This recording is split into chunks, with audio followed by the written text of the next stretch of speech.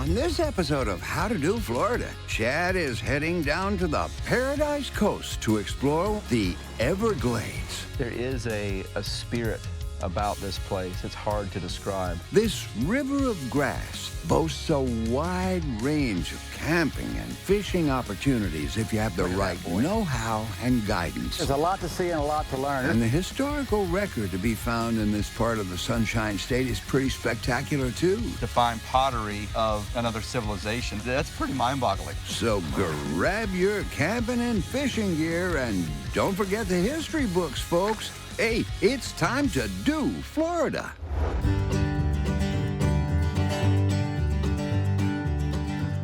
I'm heading to Paradise Coast, which includes the areas of Naples, Marco Island, and the Everglades, located on Florida's southwest coast. It's where the Gulf of Mexico meets the Everglades, creating a diverse wonderland of things to do and see. In past seasons, I've gone spearfishing on an artificial reef in the Gulf. Mangrove snapper. Waded through Big Cypress Preserve, hauling a 30-pound camera for famed photographer Clyde Butcher. There's nothing portable about this, right? I mean... Well, yeah, it is. You have someone carrying it. And the food here?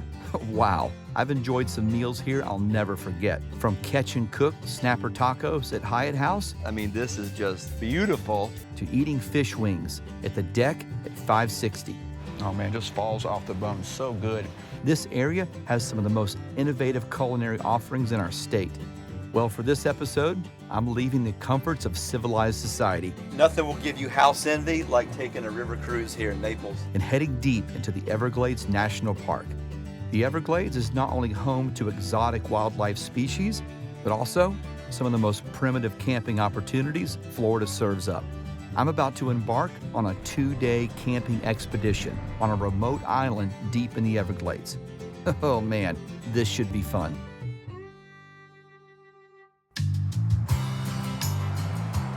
My point of entry into the park would be the small town of Chokoloskee, population 244, mainly comprised of fishermen and agricultural workers. This town is the perfect place to stock up and set out on an Everglades adventure. The 10,000 Islands is rich in cultural history, rich in wildlife, and also rich in that it's an area where our scientists are studying a lot of the effects that are going on in our environment. Everglades National Park is 1.5 million acres, makes us the third largest national park in the lower 48 states. My first course of action will be to find camp. My guide gave me the option of meeting him at the dock, but I figured that would be a little too easy. Getting there would be part of the fun. I'll be fully immersed in the sights and sounds and history of this environmental treasure. The Everglades! Now, this being my first primitive camping experience in the Glades, I've asked Don McCumber and his team from Everglades Area Tours to help guide me on this adventure. We take people on boating trips into the 10,000 islands of Everglades National Park. We do multiple day camping trips. We also have tours that go into the interior of the Everglades and the areas where the alligators are. My goal is to learn as much as I can from these expert guides. But I think my first lesson has already begun. Well, we're in the 10,000 Islands in the Everglades. Absolutely spectacular, but we're lost. It's tough to navigate out here. I mean, they call this the 10,000 Islands for a reason. They're all looking the same right about now. Well, Chad's running a bit late. I hope he's not lost. Oh, raccoon right there. Let me ask him. Excuse me, sir. Excuse me. Hey, excuse me, sir. Do you know where Don is? You look local. Campsite tents, camping area.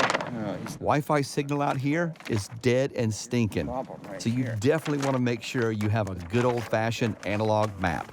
Wait a minute. This is my Pensacola map. Dawn!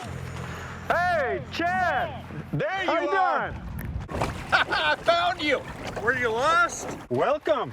Welcome to the Everglades. Oh man, lesson number one, know where the heck you are. Oh, absolutely. It looks like you've been doing some light reading. Yeah, these are all my books, man. I've read every Very one of nice. these. I've been dreaming about this trip. Well, I'll take this up to camp. All right. We got the tents all set up over here. Got a couple of kayaks so we can paddle around. For Chad's trip, we are providing all of the camping gear, the tent, the sleeping bag, pads, pillows, These guys do it so nice. And Don has set everything up. I will be preparing the meals, and I'll even do the cleanup. Very, very nice, Don. We try to make it easy. This is one of my shark rods, evening's entertainment. You got the bell up there, a little audible. Yes. Yeah. All right. I'm ready to learn everything that you've learned over the last 30 years in 2 days. So here we go. The remoteness of these campsites, having the right gear, navigating the maze of channels and creeks that make up the 10,000 islands, well, these are all good reasons to hire a guide, especially if you're new to this area. Up next, Chad tries to entice a monster of the deep to pay him a shoreline visit with some nocturnal beach fishing. There is something out there. It just has to get on the hook.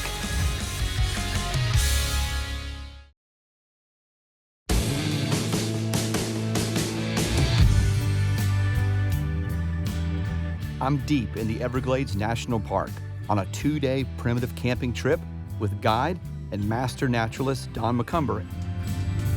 Hey, Chad, your ride's here. Now You are we're going talking, to have sir. a great time. I'll be right back. All right. Don has not only set up our camp, but he's arranged for a fishing guide to pick me up.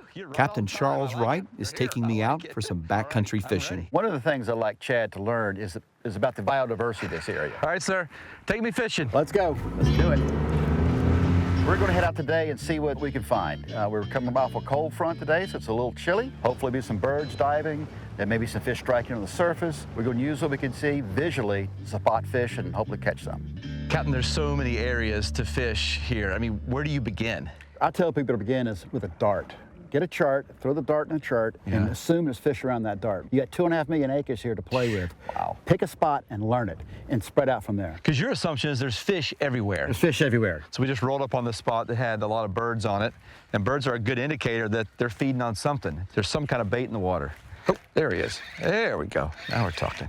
That is a Jack Crevalle. Look at that. All right. Well, that's what was schooling on this little bait here. And he's talking to us because he wants me to put him back in the water. I'm making a TV show here, okay? Just give me a few minutes. Okay, I'm done. This place looks so wild and so fishy. You know, every cast, there's an expectation, you know, like what is out there? What could be grabbing my lure? Well, you never know. Right in this little pass, you can catch the jacks we've done, ladyfish, trout. Yeah. Bluefish, blue runners, Spanish mackerel, tarpon, snook, redfish. I mean, the biodiversity of this area, Captain, is just profound, isn't it? You're in Everglades National Park, and it is the only national park unit that was created because of its ecological and biological diversity. There's 7 unique ecotones that make up the Everglades. Wow. Within the mangroves, there's over 400 species of fish that have been identified. And you're about to pull one of them in right now. Pulling them in. This is like a ladyfish. Being schooled by someone who spent their entire adult life in the Glades was priceless. If you look at the point, the water it's calm and it's kind of breaking. Yeah. You go shallow, it's dropping off right up there. That's where they were. The stories, the knowledge, the sun free-falling into the Gulf of Mexico signaled it was time to start heading back. Captain, that sun's dropping. What do you say, one more cast? It is. Make it a good one. There we go. All right. Oh, yeah. Oh, yeah. Oh, that's a nice fish. One last cast. Happens every time. I love pulling a ladyfish in the boat green. Captains love that. Oh, yeah. That. He flops all over the boat. Look at that sucker. Last cast. Ha ha! Get away. Woo! Thank you, sir. We've bent a few rods and watched the sun go down. Thank you. It's a great time. I appreciate it. Time to head back to camp and set up for the evening's festivities. Okay, so now's the part of the evening I've been really looking forward to, shark fishing. So we've thrown a big ladyfish head out there, and we're just gonna kind of be waiting for this thing to go off the whole time. We're gonna have a fire here in a little bit. We're gonna get something to eat. So this is just enough to kind of keep us motivated throughout the night. So I'm excited about this. All right.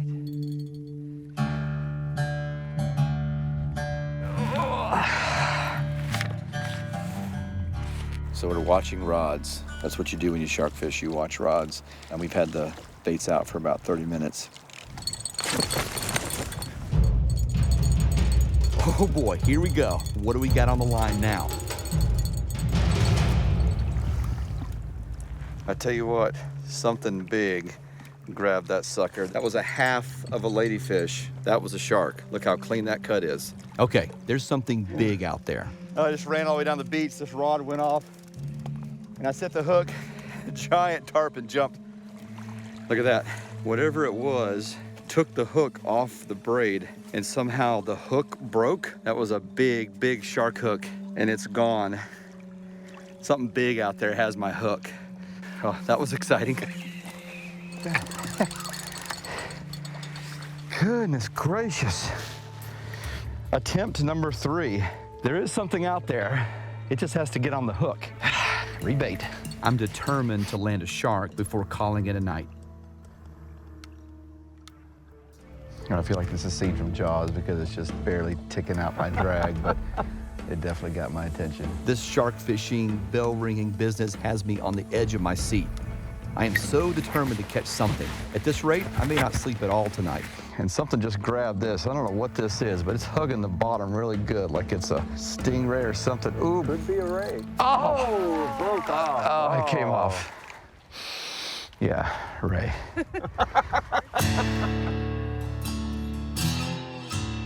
Man, something smells good. Don's got dinner ready to go, so I better fuel up. I think I might have a long night ahead of me.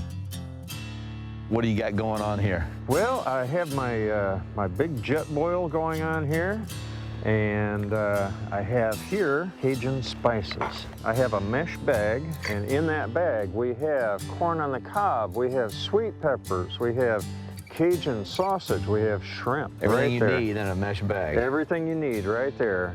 We're gonna take that and just lower it right into the boil, just like that. Oh, yeah. And let it simmer. We will have dinner in just a matter of a couple of minutes. As the fire warmed us and the clear night sky served up constellations, I sat and listened to Don tell story after story of wild adventure. One of the things about experiencing a wilderness like this is you never know what you're going to see. To really get a feel for the Everglades, you have to do what we are doing right now. Yeah. And that is to get out there and do it. Oh! Right. I got it. There we go. There we go. What do we got? What do we got? Oh, finally, we had a shark on. Oh my goodness. And he's taking out a whole lot of line before I could grab the rod. And we got a good tide, and he's using that tide. He is hauling butt towards the Gulf of Mexico. Oh yeah, beautiful shark. Beautiful. There he is.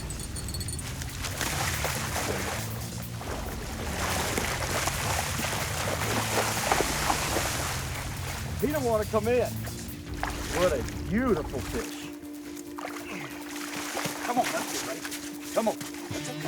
It's okay. It's okay. It's okay. Beautiful fish here. We're gonna get this hook out of it.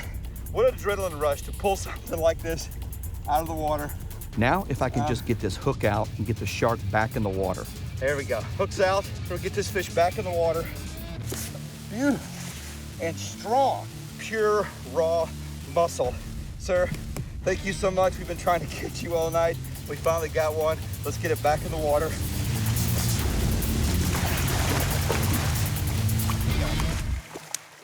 Finally, we did it. After 4 attempts, we brought a shark on shore. I'm gonna sleep good tonight.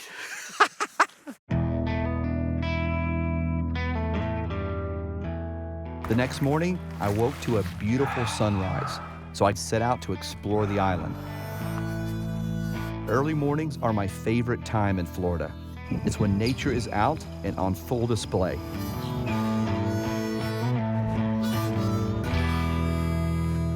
Good morning, Don. Chad! Oh, There bless you your heart, go. sir. Thank you. You're welcome. Life's blood. Absolutely. And what a gorgeous, gorgeous morning. The sunrise this morning, the colors were spectacular. Absolutely beautiful. Okay, sir, what are you going to teach me today? I'm going to take you to a place that is very, very special. Well, I've already been to Disney, so what else you got? This will just knock Disney's socks off. Well, I look forward to that. Coming up, Put on your learning and kayaking caps, folks. Don and Chad take a stealthy tour through the Everglades and its rich Native American history. There's no mistaking that Calusa Indian pottery.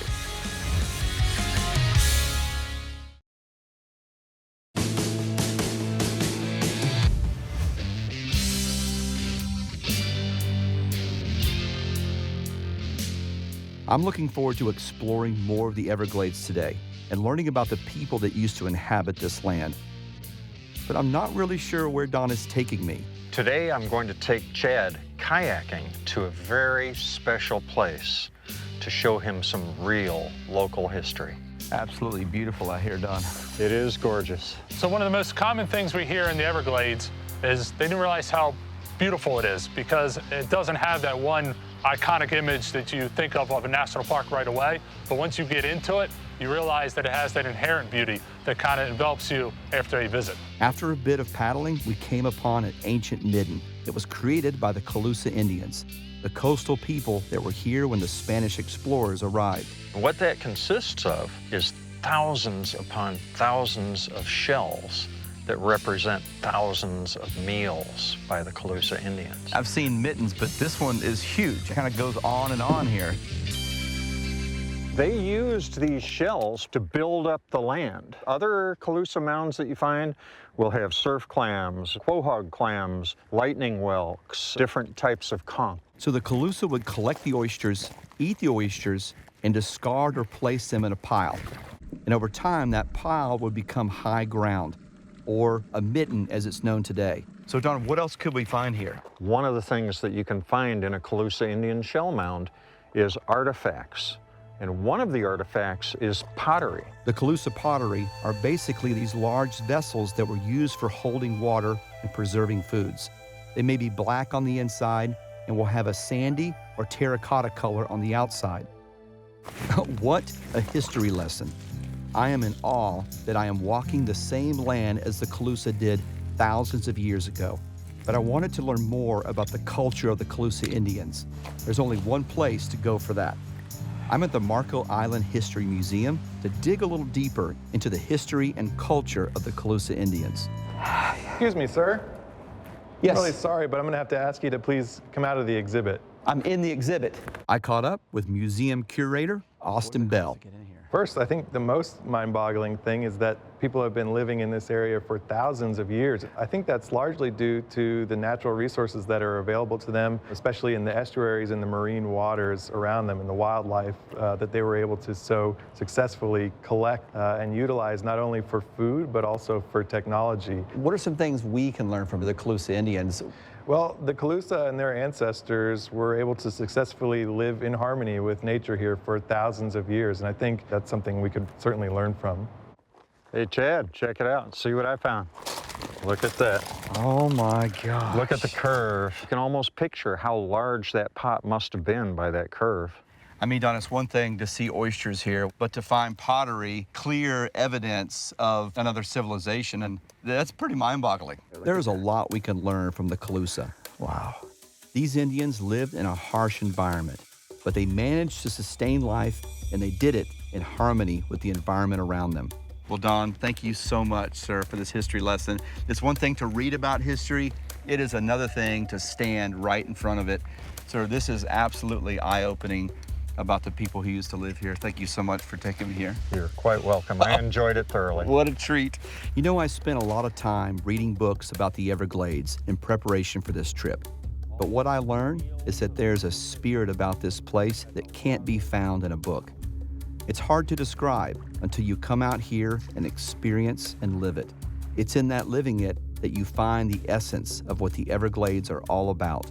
I will surely be back as we say goodbye to this sacred place. You're watching How to Do Florida. We'll be right back.